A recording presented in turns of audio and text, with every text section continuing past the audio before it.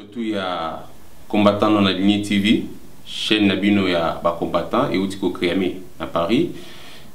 Togozala Kosolola, toujours Makam Yamboka, mercredi, vendredi, tout ça dans la rubrique où il vous s'afficher dans le spot où il dans les jours à venir. Et puis, il y a la chaîne Moko, il y a combattant dans la lignée Kakate, il y a la chaîne, il y a combattant surtout partout dans le monde et surtout en France, où nous sommes alignés au passé, pour s'exprimer, au foot à 0 héros, outillage Oyo, et Tchami Pona, Mboka, Pepona, bande konyo surtout bazwa possibilité ya ko solola na bande konyo biso ba congolais oliba kenda ba bisika mususu basenga kabino ba mbongo mais quand même ba combattant non aligné bazwa ki don ya ba matériel oyo et permettre biso le to fungola site oyo ya ba combattant non aligné .tv bande konyo surtout boza les bienvenus pour nous passer message et te remercier surtout ba partenaire na biso pe te remercier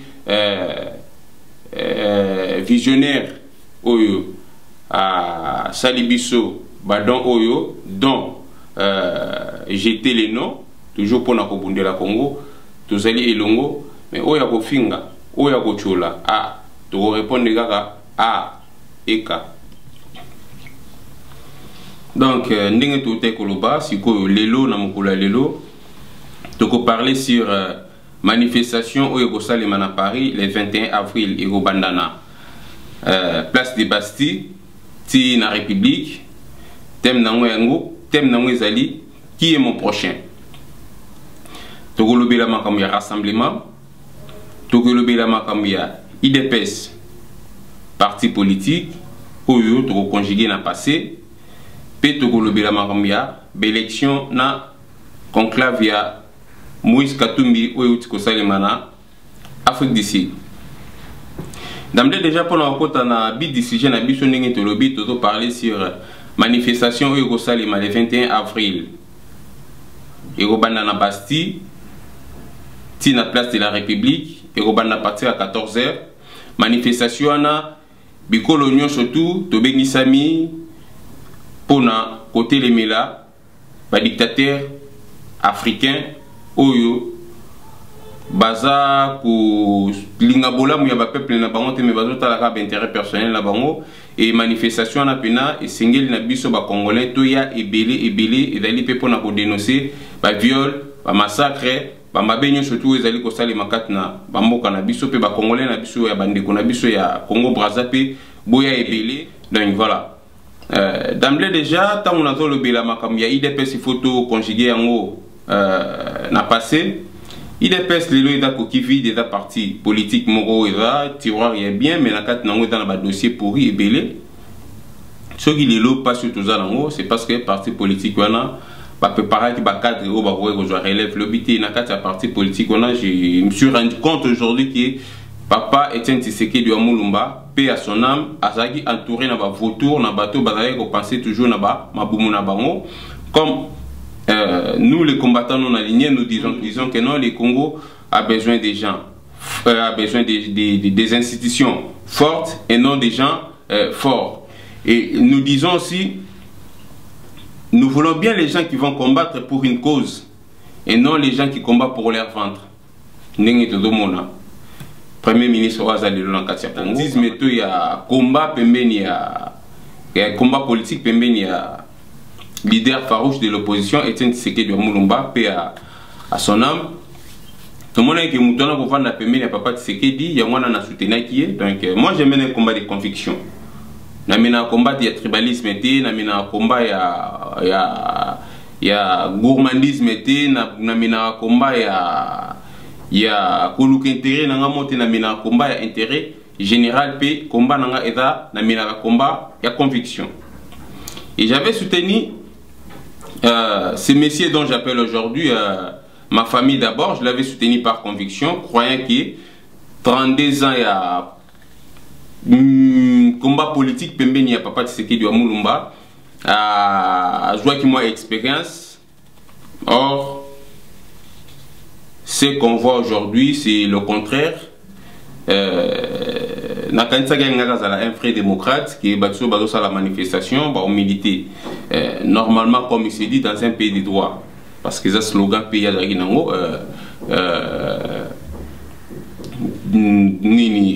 de droit et slogan il y a les peuples d'abord monsieur Bruno Tshibala Moutoyara na IDPS mais à Bossani qui a un slogan les peuples d'abord t'as le slogan réattraper les lots et comme non ma famille d'abord sa famille d'abord. Burkina Primature, 800 conseillers, nulle part au monde, tout le monde a 800 conseillers dans le cabinet, il y a Premier ministre Moroboy. Même la Chine, le cabinet Premier ministre a 800 personnes, 800 personnes ont un salaire, ont rémunération humanitaire. Waouh! Les Congos ne méritent pas ça vraiment, donc. Je suis désolé à soutien à n'apporter qui na ma famille d'abord et la même personne a organisé conclave comme quoi il y a comme président IDPS mais il me semble que docteur Mpouila tchaka à l'internet comme quoi a falsifié la mikanda ya IDPS. Moutou dans l'habitude de falsifier mikanda à parti politique. Et là, on est la communauté qui a falsifié puis mikanda sous poids comme président IDPS. Et de l'autre côté, IDPS nous soutient le moitié là non, batunyo surtout batave na papa nae, pourquoi parce que il est les sous désordre manque d'expérience politique.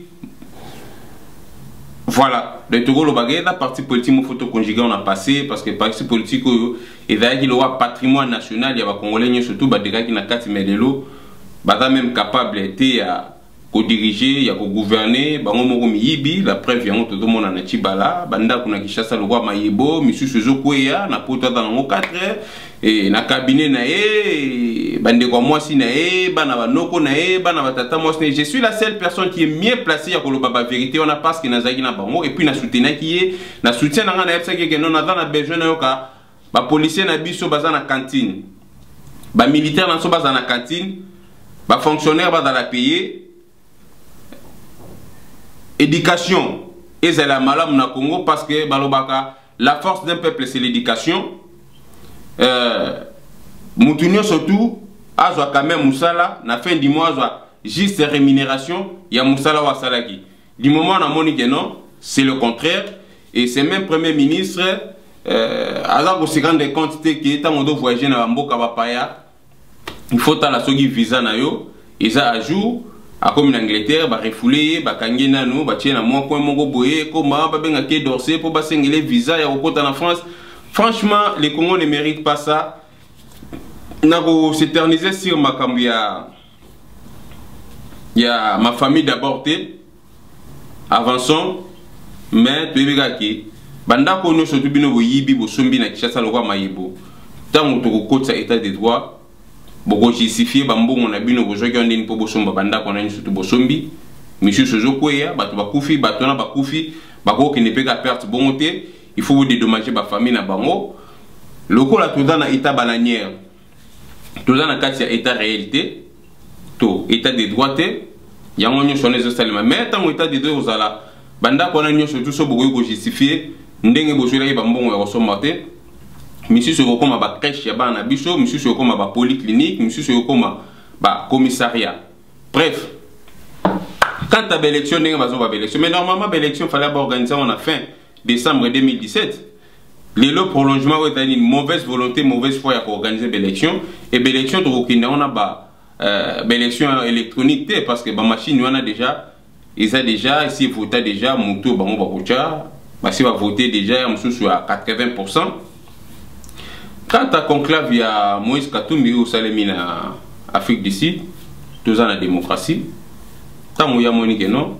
Rassemblement où il y a financé où il y a Tchakimbongo qui ceux qui toquent dans l'élection tous un candidat unique ceux qui papa Tshisekedi a Koufaki Tazalaki ceux qui a posé une candidature en ce moment là on surtout s'aligner sur papa Tshisekedi comme étant candidat unique mais le quoi papa Tshisekedi aza société à Koufi bayokanaki na ndenge Katumbi a financé ba mbongo na ye bango nyo surtout fallait ba na simaya Katumbi comme étant candidat à opposition pas à la candidat unique à opposition.